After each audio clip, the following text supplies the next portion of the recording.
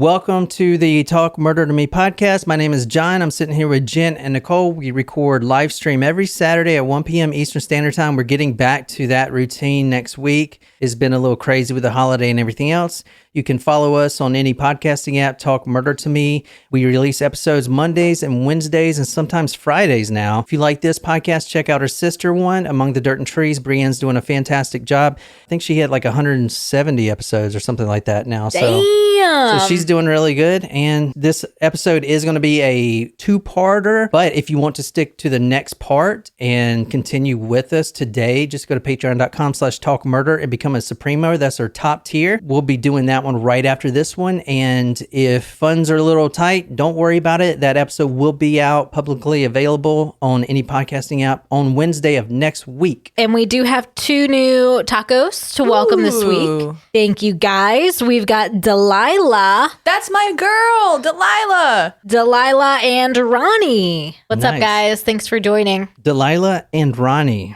Delilah, do you still do that radio show? Hey there, Delilah.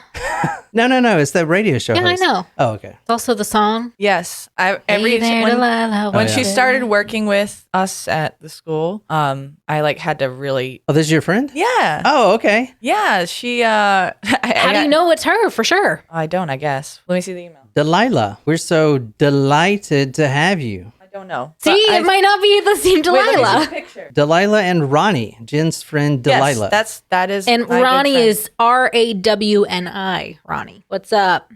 Ronnie's from Ohio. Ohio. Got some more cool stuff coming in. I got an H.H. Holmes action figure. I got 2, one for me and then one for whoever wants it. It's really cool. If you would like to get that stuff, make sure you're a member. We got plenty of good stuff. A bunch of comic books, old magazines, stuff like that. But anyway. Yeah, we got to try to pick up this the trivia again. I rely on you guys for the questions. So submit them to me, and hopefully you can submit them all week long. Just private message them on the Discord, and hopefully next week I can have enough and we can do some more trivia rounds. All right. Well, let's get this thing going. All right. We've got a shot for Amanda today. Amanda. All right. I didn't see a specific request, so I made one up for you. I'm starting to feel the need to whittle the bottles down. So we've got a few that are like close to being tapped out, so I would like to finish. Every time we get close, she gets into this mode where it's just like we're just drinking Let's just blend some whatever shit. it is that we have that we can go together or not go together and make our lives miserable. We're just going to experiment. Just gotta clean out the closet. This one's an Sorry, Mama. experimentation. Yeah. Surprise shots, surprise shots. We don't know what they are because they're a surprise. Cheers, Amanda. Oh, that was peach and apple? Peach and raspberry. No, it wasn't peach and raspberry. Peach and That was not a bad combination, actually. peach and what? It was peach and Jaeger. I can eat a peach for hours.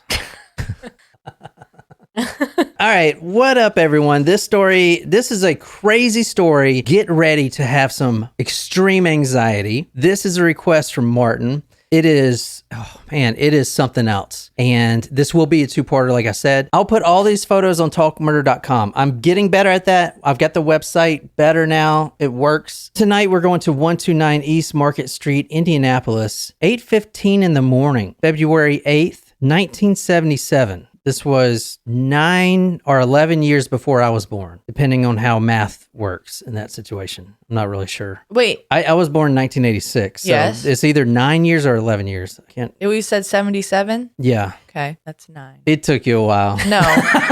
Did you just use a calculator? I just saw you use a calculator. It's called a cell phone, okay? My cell phone's in the kitchen. Good for you. Yeah, because I don't want to get yelled at. All right, tonight we're going to the Hall Hoddle building. This is it right here. It's no longer called that, but this is the building. It's called the Hall Hoddle, HALL-hotel, but with another T. Hall Hoddle. Okay. I like to call hotels hodels. February 8th, 1977, 8:15 in the morning, a man named Dick Hall, that name rings a bell, right? The building's called Hall Hoddle, so Dick Hall. Well, I mean, like, you can name a lot of things halls. Yeah. Yeah, all right. Dick Hall, the president of this building and the president of Hall Management Corporation and Hall Hoddle Corporation. How do you like become the president of a management corporation? Like it's naming it after yourself. You just make yourself a manager. Like what are you managing? Funds? I don't know. Sorry, Hall Hoddle. Well, I'll tell you what he's managing here. It's quite a name. Oh, This is him. Ooh, well, who's that ghost child in the back? Well, he's not dead yet. No, but like is that?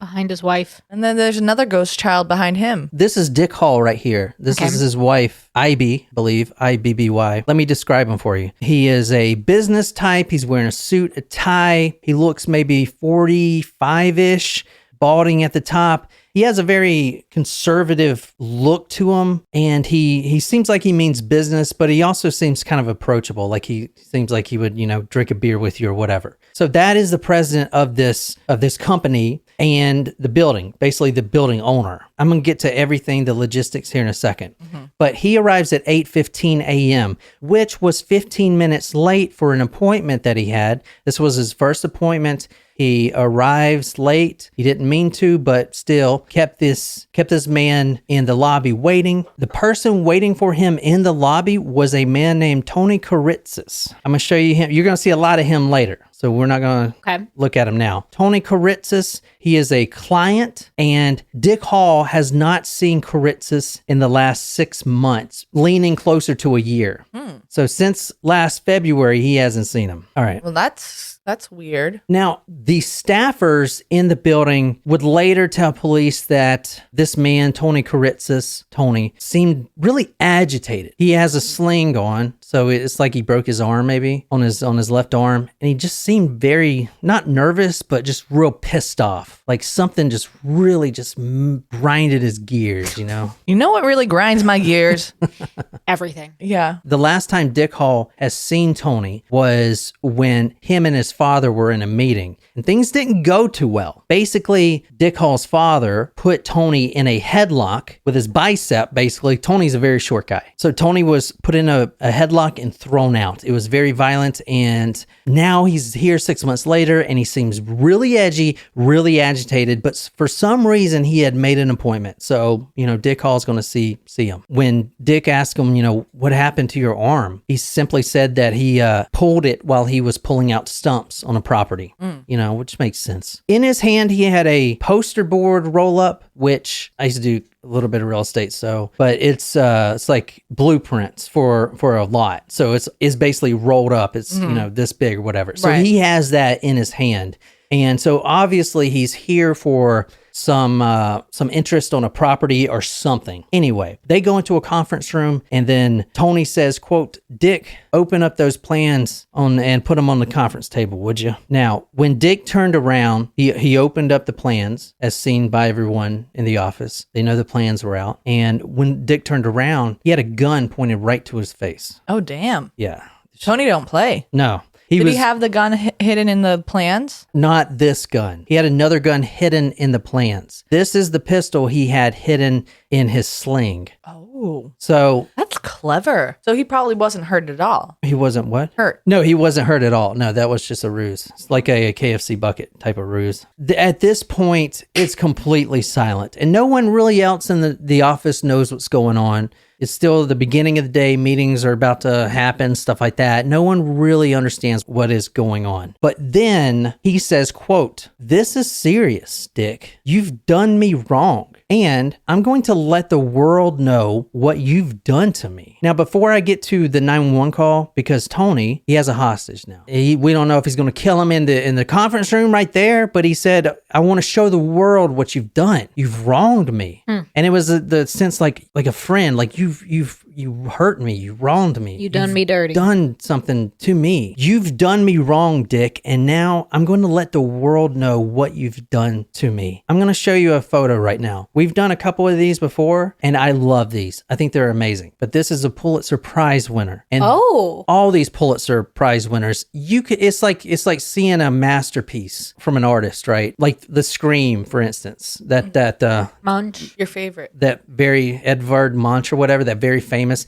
When people see it, they don't have to be told it's a masterpiece. You just know. It's got something that it just draws you in. And that's the beauty about these Pulitzer Prize winning photos is because you can look through hundreds of these photos from this event, and just this one really speaks to you, and that's why it's a winner. But this is the photo, and then after I show you this, then we're going to get into everything. Wow. So as you see, this is a Pulitzer Prize photo. What you're seeing here, and I'll put these on talkmurder.com, but what you're seeing here is a hostage situation. You have Dick Hall. His eyes are closed. That's not a pistol to the back of his neck. No, that's a rifle. No, that's a sawed-off, double-barreled shotgun. Oh. If that thing was to go off, his entire head would be blown off. It's a hostage situation, but look like there are microphones and reporters there. Well, yeah, it got real quick. I'm going to go through everything and why the reporters are there, but I just wanted to show you the photo to set the stage. Sideburns. Because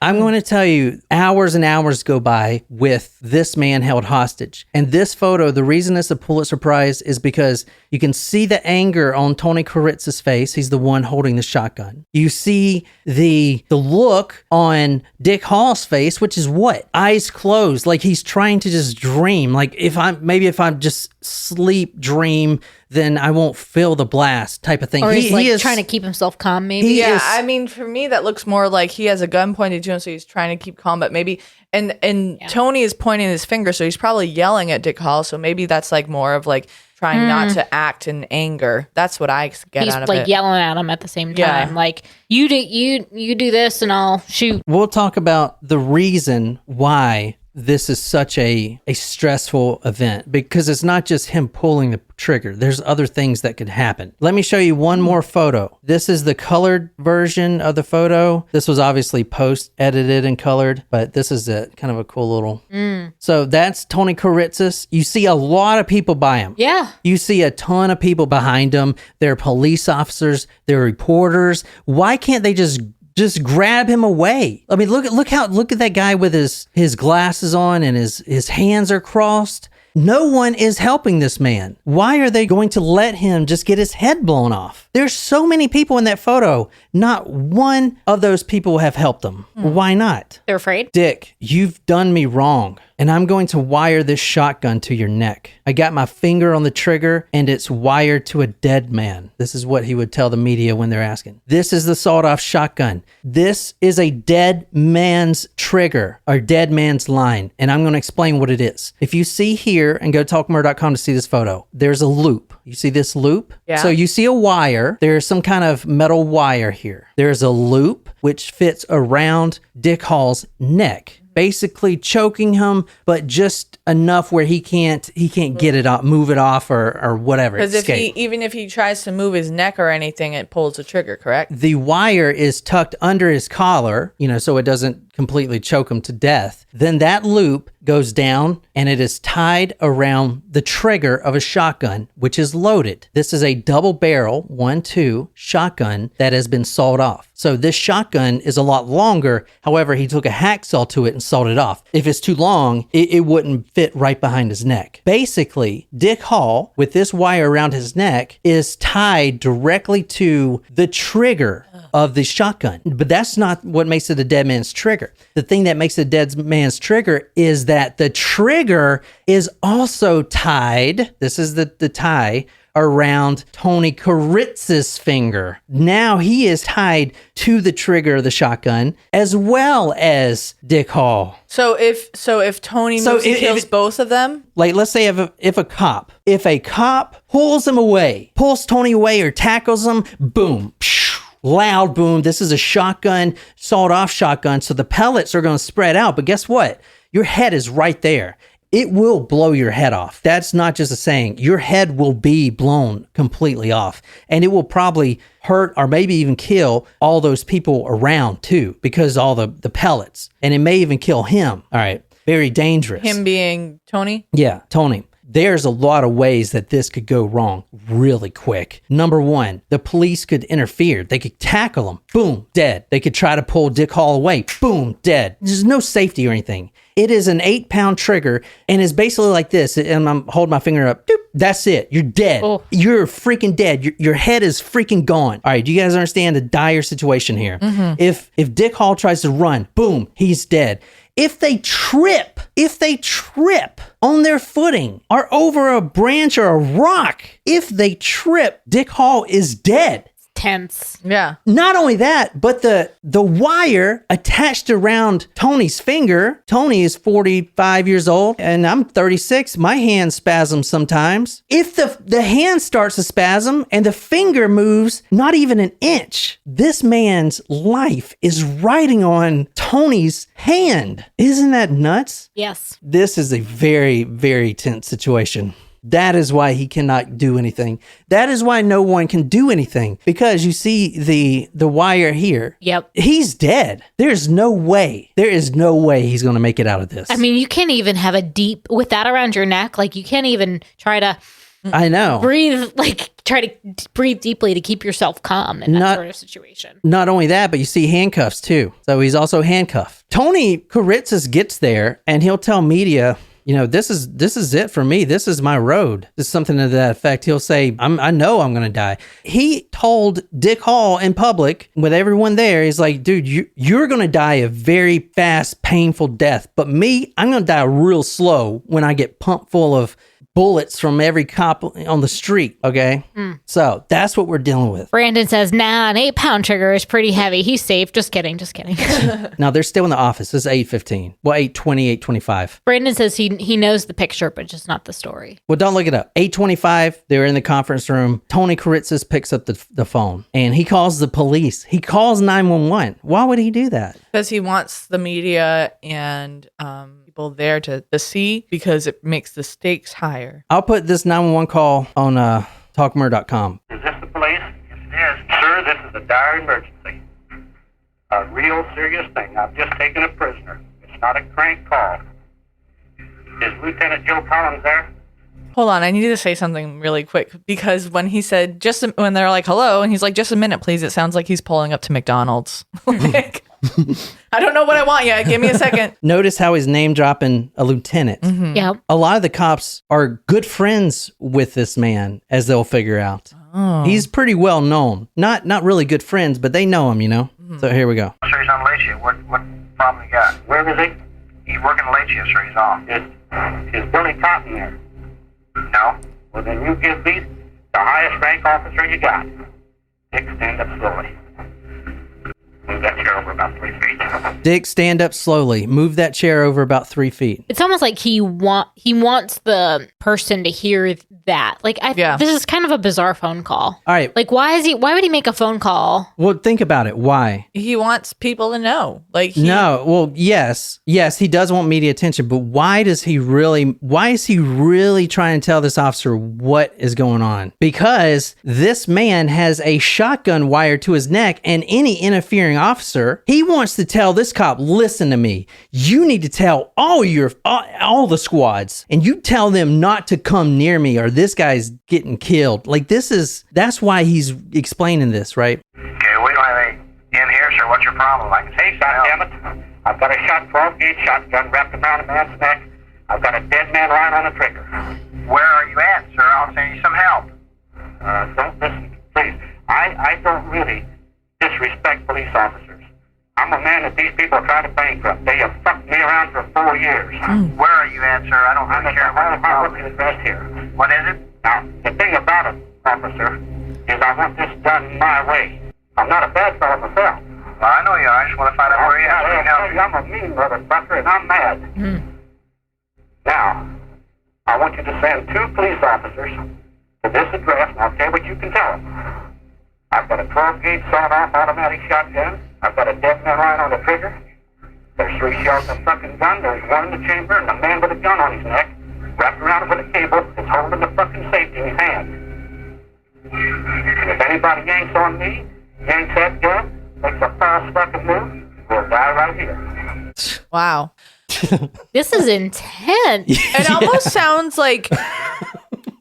And I don't know if I'm wrong, but from that first listen, like, obviously he knew what he was doing by rigging the gun that way and putting it around his neck, but also it almost sounds like, did I really mean to get into this situation? Yeah. I can see that too. Yeah. Wolfie says, suicide by cop. Yes, maybe, but remember, if they kill Tony Kiritsis and his body falls backwards, Dick Hall is dead. Yeah. I mean, end of story. The setup, the wire was under the shirt collar. A sleeve was over the gun. Do you know why he put the sleeve over the gun? Anyone want to take a guess? Initially or while he had it on the... Yeah, so while it's on him, this thing is over this part of the gun. This is a leather sleeve. It's over this part of the gun. Is it to muff the sound? No, he doesn't care about the sound. It's this wire right here. He is doing this so let's say some sneaky, nifty detective or police officer or whoever has a pair of wire cutters and quickly just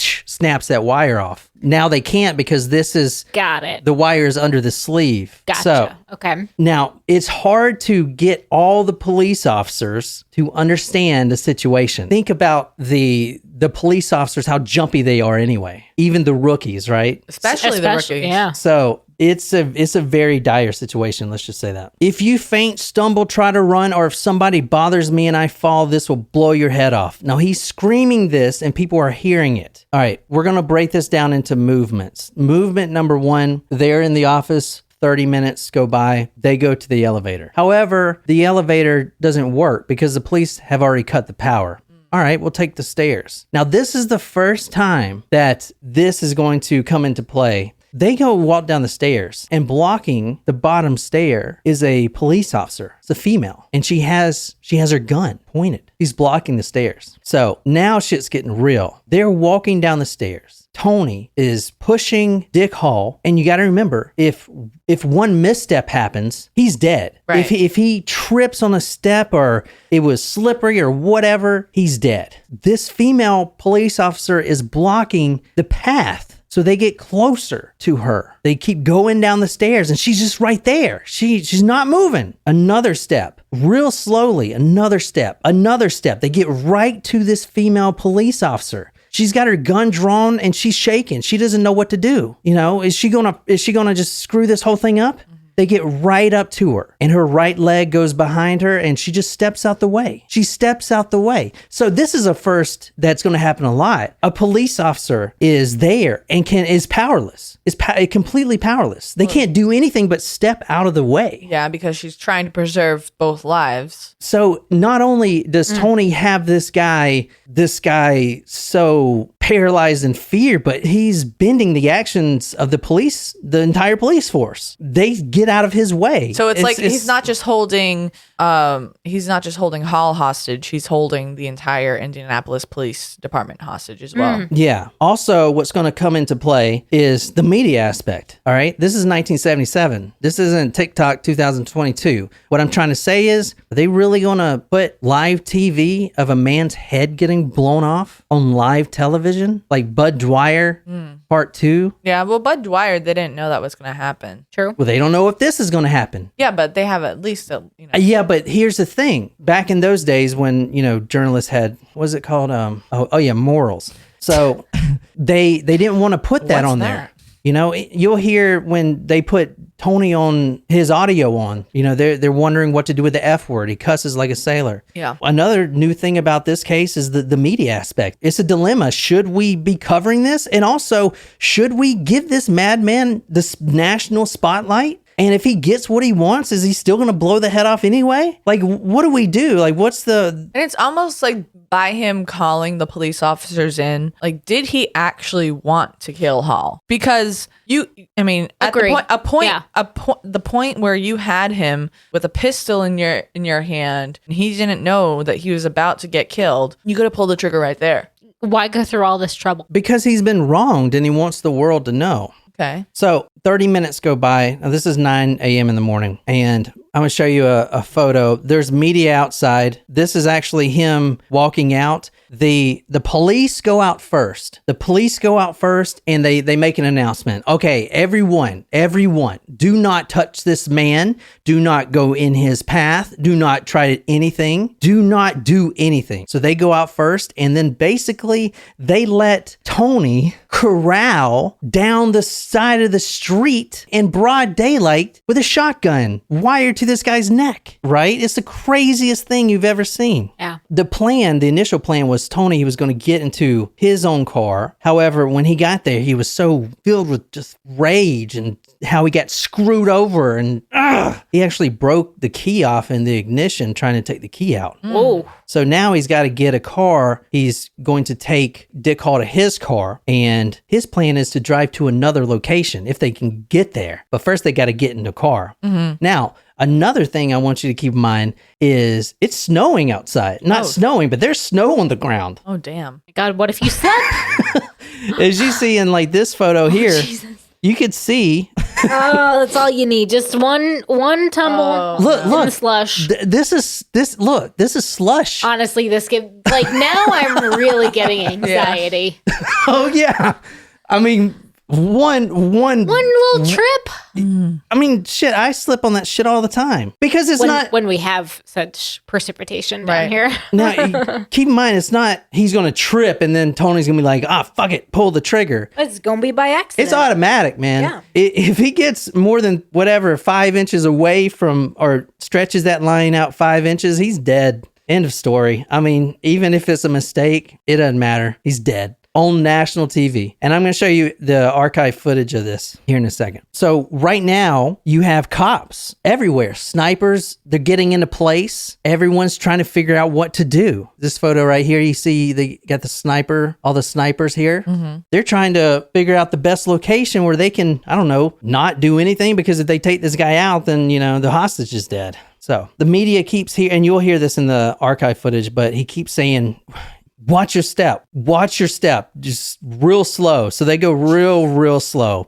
They walk west on Market Street. And let me show you the Google Earth one more time. So, 'cause it took me a while kind of to figure this out. So they walk west on Market Street. So this is the front of the building here. They come down here, take a left, and then they're going towards the Monument Circle. They take a left here. They go down this street, and then they eventually turn here. Okay. They walk west on Market Street toward the Monument Circle, and then south on Pennsylvania Street. Here's some of the archive footage. And I'll put this on talkmurder.com. Oh, wow. I mean, look at this.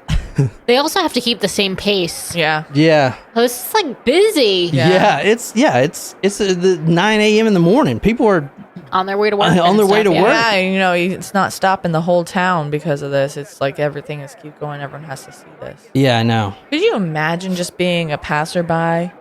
I'd be like, is this a joke? Or, There is a video of one of the media cameraman. He's like, shoot him, talking to the cops, like, shoot this guy. I mean, obviously, he doesn't understand what's going on. Let me go over, because a lot of people are wondering, well, he got screwed over, right? Is this... Like, don't you want to know if this, I don't know. Is it worth it? If it's worth it. Justified? Justified. So let's get that out the way. Okay. I'm going to kind of go over this quick, but Dick Hall is just a son of the man who started this whole business. Right. His name is Millard Hall. Millard Hall had 3 sons, and each one of his sons, including Dick Hall being the youngest, has taken over an arm of his business, the Hall Empire. In 1930, he met this man named Henley. This is father, Millard Hall, met this man named Henley, and they partnered together. This is in 1930.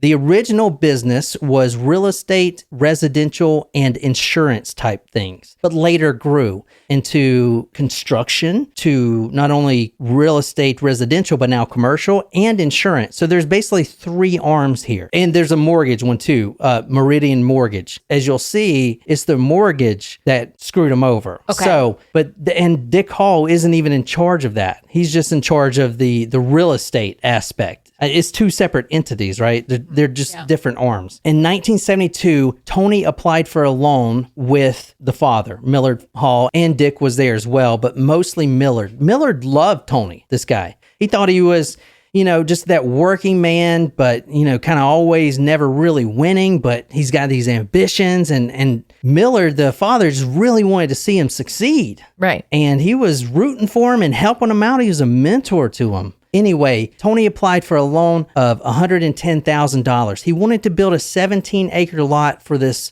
piece of land that he found. It's an L-shaped lot. And I think this is it right here. Now, it is built up now, but I tried to find the exact location, but it's basically a piece of property, 17 acres. It's shaped in an L right by the interchange, the 485. And he wanted to sell it or, put a super center there or whatever, right? So it's like over here next to this big interchange. I think it was right. It's one of these. I can't remember. But it was just like a little property, something like this, that's L-shaped. He wanted to put a strip mall in there, rent it out or whatever. That was the plan. However, 5 years later, now he's saying he got screwed over. The land already had an earlier commitment of $63,000 on it that has to be paid. That's how land transfer works. So now he has to pay $173,000 for this land. The father made the deal, but all his sons and even the board opposed the deal. They didn't think Tony was going to be able to pay, and Tony didn't have any income coming in. Okay. He just had a dream. Still, the father was like, no, I believe in him. I'm going to help him out. We're going to get this, yada, yada, yada. Big ambitions, but no real plan. He took him under his wing, and in about 5 years, the land, it kept going through extensions. They were like, all right, Tony, man, you got to pay this mortgage because right now we're on the hook for it. They kept extending it 1 year, 2 year, 3 year. Finally, they're like, no more. You have to pay this off by March 1st, 1977, or it is ours. I want to say that Tony is the type of guy that thinks everyone's out to get him. He's very emotional and very paranoid. But that's not the case from my research, because they weren't out to get the land. Two separate entities, big companies, approached Tony and offered to buy the land outright. Tony was about to make a huge profit. One company, the Jewel Company, which is like mini shops and this, that, and the other, offered Tony $500,000 for this piece of land. He paid $173,000. And he may have been thinking, I'll take this, but then the Halls are going to take it away. That's not how mortgage works. Right. You just had to pay off the loan. You just had to pay $110,000 to them. The down payment. Plus all, plus the whatever, the premiums or whatever. He's still going to make $350,000. He turned it down. Wow. He said, and one person said about Tony, quote, he has a Greek sense of owning his land down to the very core of the earth. He refused to sell it. So March 1st, 1977 comes around. Guess what? We have to repossess this land. We have this as a huge loss on our balance sheet. We have to try to sell it. And that is basically how this came about. So that 6 months earlier, when Dick Hall was in there and saw his father throw out this man, it was because they were yelling at each other. The guy, his father was like, you need to take this offer. Take this offer. Take the money. That's a huge profit. Yeah. Take the money. We're not taking any of the money from you. You just take the money. And pay them back. Yeah, and pay us back and then try something else. That's how it ended. 6 months go by, and I hope that's a good enough brief summary for you guys about how... So pretty much this guy defaulted on his mortgage and was upset about the fact that they had to sell off the land to get the money back. And that's what happens, right? Like ultimately when you buy a house, whoever is lending you the money, because you can't afford, most people can't afford the couple $100,000 for the property or the house or whatever. And so if you can't pay, that's what happens. You default, and the person who was paying your loan takes possession. Exactly. That is how it works. Yeah. Like, I mean, I understand that is upsetting if you can't, but that's what a foreclosure, And that's why, like, especially like when I bought my house, like you have to take a course on like being a first time homeowner and what the details about the mortgage are, and you have to learn about all these terms and stuff. It's not like you just, that's why there's like a whole process before you buy a house. It's not you like have to get approved for your loan and all that stuff. It's different than going to the store and buying a coat because you can pay $35 for a coat right there. But, you got to make sure you understand, everything before you go into a deal like that. Now, the difference is the interest rates were much higher in the 70s. I mean, I know that interest rates are high right now, but in the 70s, I remember like talking to my mom and my aunts about this. When they were buying their first homes, sure, housing prices were much lower. but the interest rates they were paying, 17, 19, 20% interest in the 20s percent interest rate on their houses. And so that may have been where he was like really struggling with the pay, with the payments the interest rate was. Yeah, but he has a mentor that is like, dude, take this deal. Yeah. Like this deal's here. You could, and you're going to make a huge profit from it. So basically he got a loan that he couldn't pay back. He had no income coming in, and he waited a few years, and now he could make he basically put nothing into this. And besides his signed name, and got could get $350,000 in profit. That is, to me, is like an investor's dream. You buy something, you hardly put anything into it, you get $350,000 profit, which is like almost 3 times the amount that you pay for the property. That's a crazy good return. If you have no other mechanism to see a way out of that property or pay, hell yeah, you take that all day long, and you have a whole lot of money for your next investment. Mm-hmm. So Tony he's not a logical man. So he's very emotional, as you see. You'll see later that Tony, when he'll tell the media here coming up, that he knew that he was going to get screwed over as soon as he signed the agreement. It's like, then why would you sign it? But we'll talk about that. But that's him. He just thinks everyone's out to get him. Kind of like very depression mindset to this, the Great Depression. I am having like a hard time sympathizing with him. Well, maybe maybe I shouldn't have broke that too early, but No, like, am I supposed to? I mean, I understand. A lot of people do, yeah. I understand that it's, we've lived through hard times. I mean, 2008 was certainly not while we were in the workforce necessarily to experience. Mm-hmm. But I mean, like, the terms are the terms. Yeah. I mean, a lot of people do. We'll talk about that later. A lot of people do have sympathy, and we'll see. It's almost similar to what's currently going on with the student loan. Biden giving $20,000 to people who signed off on the student loans, and someone who has student loans. Like, I understand why there are a lot of people that are upset about it, because it's like you signed a loan, like you intended to pay this back when you sign for the loan. And, a lot of people, especially people who, are in the other older generations, are like, this is not right that you get, but someone who has student loans, I feel like I'm in a tough spot, because it's like, well, yeah, like, obviously I know that I was going to be in debt, but like, if he's going to give us $20,000, that's $20,000. So I don't know. It puts us in a rough place, kind of empathize and sympathize. I don't know. I don't know how to feel about it, but I mean, it's kind of hard. I had student loans, but they're paid off. Yeah. So I'm penalized for paying them off. You said penal. I mean, that's you know what I mean? Like, so it's kind of a big, like, fuck you for for actually paying off the loan that I was supposed to pay for. And then, I don't know, you're starting to see, I think, some of the signs of what's going on in the economy. Like, the $1,200 and the $2,000 was great when we got it at the start of the pandemic. Oh, but yet now we're at the start of a potential recession. Yeah. So, like, ooh, that sucks. Free money isn't all it's cracked up to be. No. Things just cost too much. There is for you guys that do have student loans and can't get them paid off, there is a program. I think it's called a pay from the pole. So basically you become a stripper, and then the crumpled up dollar bills, that's what you use to pay your student loan with. There you go. And does it also include like a steam cleaning service for the bills? To, like, uncrumple them? The point is you throw them at the lender in his face. All right, so this is Tony reacting to Good Samaritans. This one guy is a police officer. He's also a hostage negotiator. You can see the way he pushes his hands out like, I'm unarmed, I'm here to talk. This is the first instance of that and how Tony reacts to it. If I was as bad as you, I'd blow these fucking head off. Now get back! What's your fucking name, you dumb motherfucker? Get back! Crazy, right? Yeah. What's your name, you dumb motherfucker? You think he is a little emotional and agitated? No.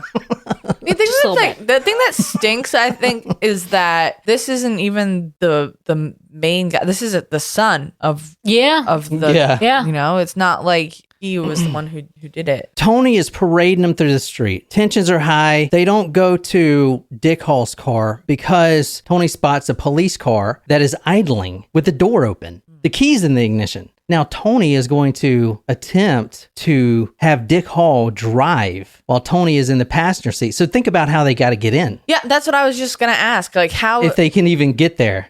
So he's got basically to open, or the driver door is open. Tony's got to get in first and then kind of shimmy over, and hopefully it doesn't go off. Tony spots his car, so they walk over there. However, there's some slush in between. Yeah, so tensions are extremely high at this point. Tony sees the cop car and the keys are in the ignition. He tells Dick, you need to walk real slowly over to this car, step by step. And how it happens is Dick Hall steps on some slush ice. His legs shoot out in front of him and he falls. Oh no. Which results in Tony falling as well. And then, like we said earlier, oh, it's already been an hour. We'll do that on the next episode. Oh my God. Are you serious? What? We record for an hour and then we do the next episode. Well, you had to know that that's what he was going to do. I forgot we were doing a part 2, and I'm like, I waited to take a sip of my drink. To be honest, when he went into that, I was like, he's going to cut this off because that's just who he is. And how is he going to do a part 2 if he tells us now? So Dick Hall does slip on the ice, and unfortunately, since an hour has gone by, we got to put this on part 2. If you want to stick around, go to patreon.com/talkmurder and you can join us for that episode. If not, it'll be out on Wednesday, and we'll finish it up and we'll talk about how this thing plays out, if you will. But my name is John, and until next time, good night, you lovely, lovely people.